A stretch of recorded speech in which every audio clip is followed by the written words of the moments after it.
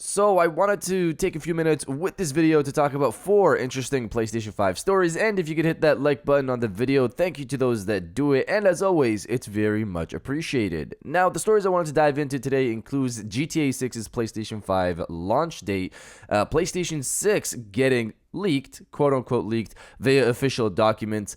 Graphics upgrade 2.1 lands on another game for the PlayStation 5, and the next God of War title. First, yes or no, are you a fan of Grand Theft Auto or not? I'm personally, of course, a fan of the series, and started getting into the franchise on GTA 3 for the PlayStation 2, even though, of course, at that time I wasn't old enough to play the game back then, but that was just my situation. What about you guys? So comment below, yes or no, are you a fan of Grand Theft Auto or not? Let me know down in the comments below. Now, diving into the first story of the video, PlayStation 6 leaked. Reading from PlayStation Universe, according to a confidential document that has emerged as part of the CMA investigation into Microsoft Activision Blizzard buyout, Sony does not expect the PlayStation 6 release to happen before 2027. In its response to the CMA, the format holder discusses the length of time that it expects the Call of Duty franchise to remain on PlayStation formats and suggests it will lose access to the first-person series in 2027.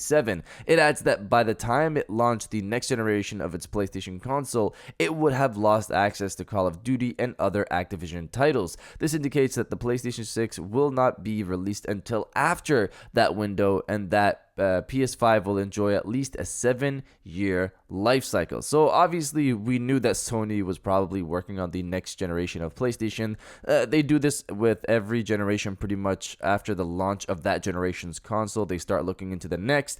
The thing that's interesting here is the time length. They're laying it similar to the PlayStation 4 era, which lasted also 7 years. Hearing this, I definitely think a PlayStation 5 Pro will happen. I can't see Sony go all the way until 2027 without new hardware at all, no upgrades at all. We've heard the rumors state a new PlayStation 5 Pro will launch sometime in 2024, while a new slim-like model will launch next year in 2023. The 2024 Pro will extend that PlayStation 5 life until 2027, in my opinion. Now, diving into the second story of the video, the next God of War title. Reading from Gaming Bolt, we've known for a while now that God of War Ragnarok was going to be the final game in the series Norse Saga, but though it has indeed wrapped up the main narrative arc that kicked off with the 2018 title, there are still questions that it leaves unanswered. Many have speculated that the resolution to some of those loose threads might arrive in post-launch DLC, but as it turns out, it doesn't seem like that's going to happen.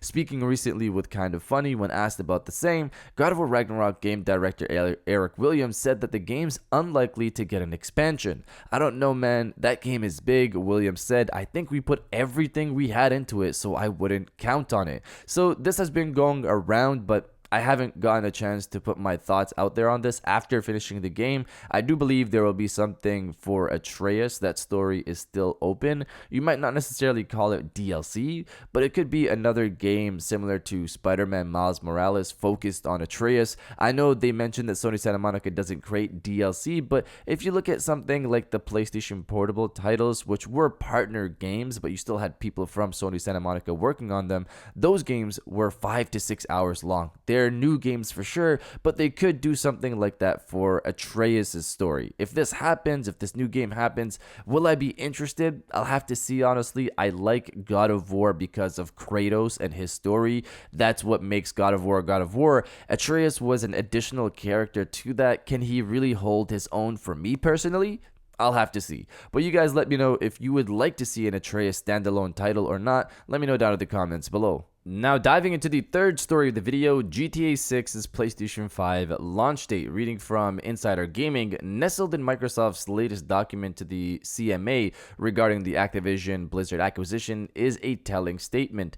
Based on leaked information published in an October article, Microsoft is of the belief that GTA 6 will launch at some point in 2024. One of the juiciest pieces of information to take away from this document is written at the bottom of the 24th page. There's a brief brief section that highlights the future of some of the biggest players in the gaming space, and this of course includes Take-Two, the parent company behind Rockstar, the developer of the Grand Theft Auto franchise. It's a simple thing, but the statement reads, the highly anticipated Grand Theft Auto 6 is expected to be released in 2024. It's important to stress that this information is written citing leaks documented by TechRadar in October 2022.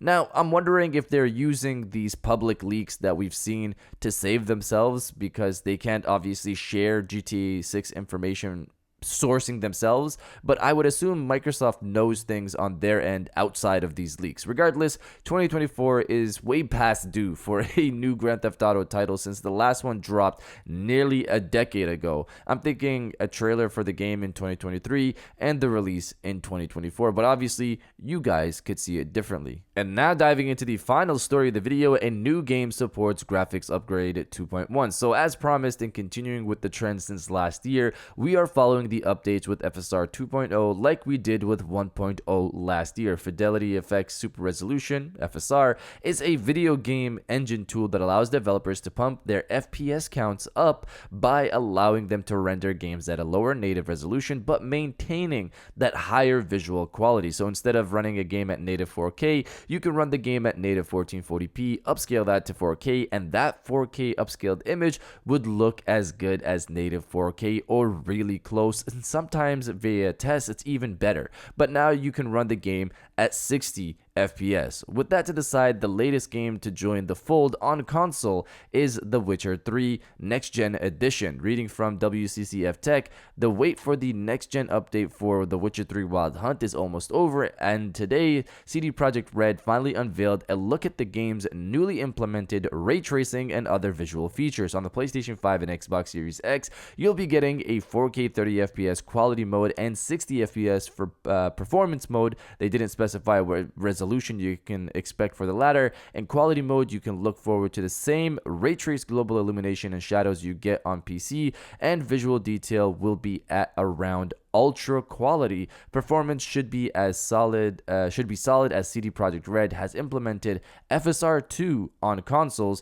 Oh, and PS5 players get a small bonus as the game will now fully support the DualSense controller's haptics and adaptive triggers. The Witcher 3 Next Gen update arrives on PC, Xbox Series XS, and PS5 on December 14th. So there you have it, ultra quality visual detail, ray trace global illumination, 60 FPS, FSR 2.0 mode, and of course full DualSense support. When I say FSR 2.0, I'm generally meaning the FSR 2.0 series. So right now it's at FSR 2.1 before anybody comments that. I'm really interested to see the comparison between the native 4K mode to the 60 FPS mode on this when it launches next month. More and more games are supporting FSR 2, and I'm excited to see the results. In the console space, FSR 2 seems to be getting more love than 1 from last year, but you guys let me know if you're going to play the new Witcher 3 update or not. Let me know down in the comments below. And if you guys did enjoy this video, please hit that like button, as it always helps. To subscribe if you're new. I got new videos every Monday, Wednesday, and Friday.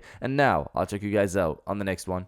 And welcome back to the after show. This is the part of the video where we have a little fun down in the comments below. If you're old, welcome back. If you're new, welcome. For today's thing, what I want you guys to do is the body, obliterate, destroy, and overall harass the comment section with The Weekend is Here. It's been a long week. I'm pretty sure for you guys it has been for me. So I'm excited for the weekend. If you are as well, destroy the comment section with The Weekend is Here. And I'll definitely heart those comments like I always do, because I appreciate everybody who stays to the end of my videos. And now I'll check you guys out on the next one.